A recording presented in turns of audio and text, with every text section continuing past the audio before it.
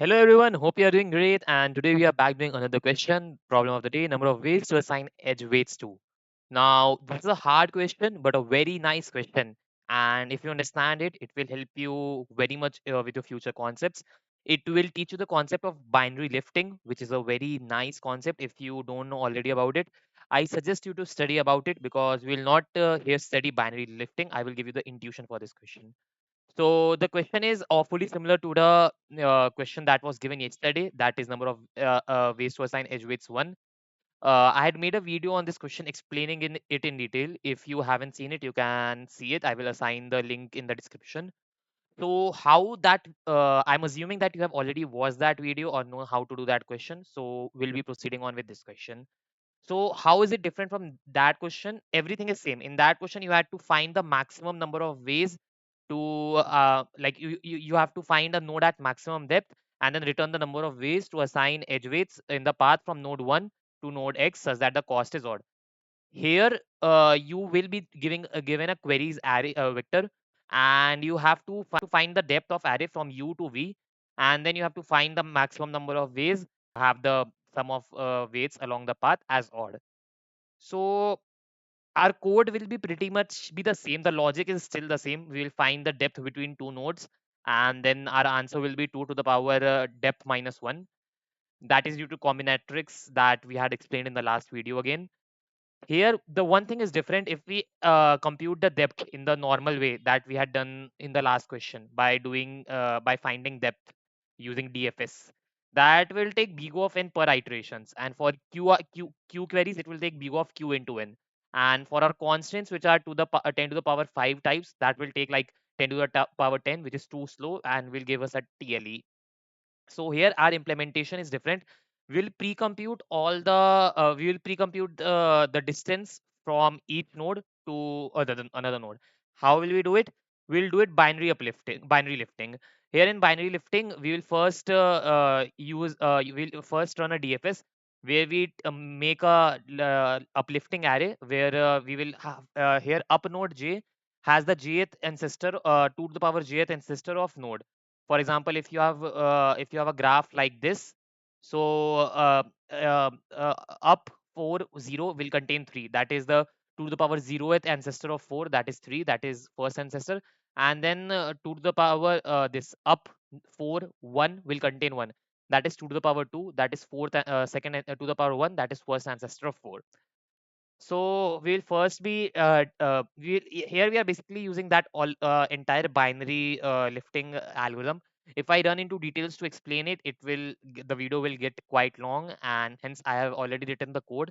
You can just study this algorithm once. It's a very useful algorithm. It will help you in all the future contests.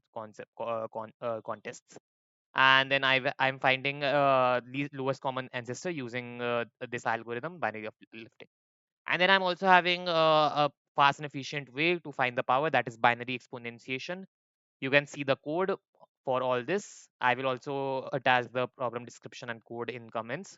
Like the entire code will be there in the description. So yeah, let's jump to coding. So first of all, as usual, what we do in such questions, we create our adjacency list. So I have created global variables for all of adjacency depth and up vector. So I will just initialize it with the current lengths. Our n is the size of edges. Yeah, and since edges is n minus 1, and we have 1 to n, that is 1 based indexing. So I will just assign n is equal to edges dot size plus 1, and I will assign my adjacency vector as n plus 1. Oh, one more thing of note, our answer is our constants are 10 to the power 5. So at max, we can go till to the power 17 depth, because once you reach to the power 17 in a binary tree, that number is already greater than 1e5. So that's why I've taken log is equal to 17. That's like the maximum depth of our node of our tree. So I have assigned adjacency list. Then I will assign we have depth and up. So my depth will be initialized with where we will be computing depth of each array. That is vector int n plus 1. And then finally our up, where we will be applying our binary lifting theorem. That will be vector of vector int n plus 1 and vector int log plus 1. Now I will create my adjacency list as we do in all such questions.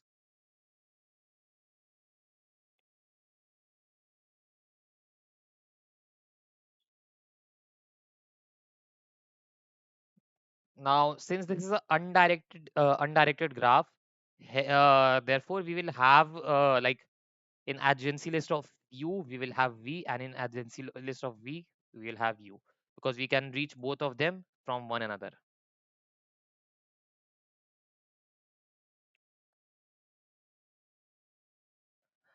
Now, once my adjacency list is created, I will quickly run a DFS from first node.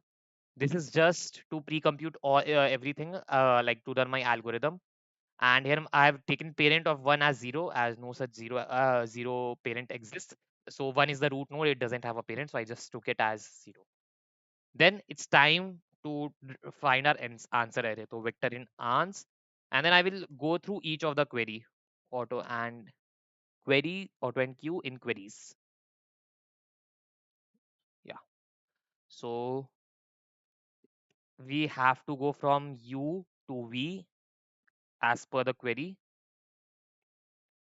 and v is equal to queries 1. And then I will find the lowest common ancestor of these both, u comma v. And then the distance between these two will be depth of u plus depth of v minus 2 times depth of their lowest common ancestor. Once I have their depth, I will just push it into the answer dot pushback 2 to the power d minus 1. And I will use here my binary exponentiation method to do it more efficiently. Pretty much done, that's all, and then I will just return it. Let's go. Okay, I think I did an error. Just let me quickly check. Fair enough. I have fixed all the minute errors that I had made while coding. I had basically done 2 to the power n minus 1 here. That should be like d to the power n to the power d minus 1. It should be 2 to the power d minus 1. That will be our answer. So a minute error there. So now it's fixed and it should work. Yeah, it's working. Let's just quickly submit it, and yeah. So this is our optimal solution. It's solving in n log n, unlike the previous version, which was doing it in n into q. So that's how basically lead code hearts are. This question in reading might have felt difficult, but when it comes to implementation, it's just a combination of a lot of different concepts. That is binary exponentiation, binary lifting, DFS, and yeah, like it's testing your knowledge of graphs, your knowledge of binary exponentiation, your knowledge of combinatorics, your knowledge of binary lifting. It's just a culmination of all those as concepts. So it is a very nice question to revise all those concepts. I will attach this code in the description box also, so you can see it for yourself. And yeah, I hope you got to learn a lot from this video. And if you have anything else, you can reach out to me in comments or mail me. I would be happy to make a video on the topic you suggest. I hope you enjoyed this video. Thank you. Do consider like it and subscribing. I think that was grammatically incorrect. Do consider to like and subscribe and yeah, comment on this video however you feel. Thank you. Signing off.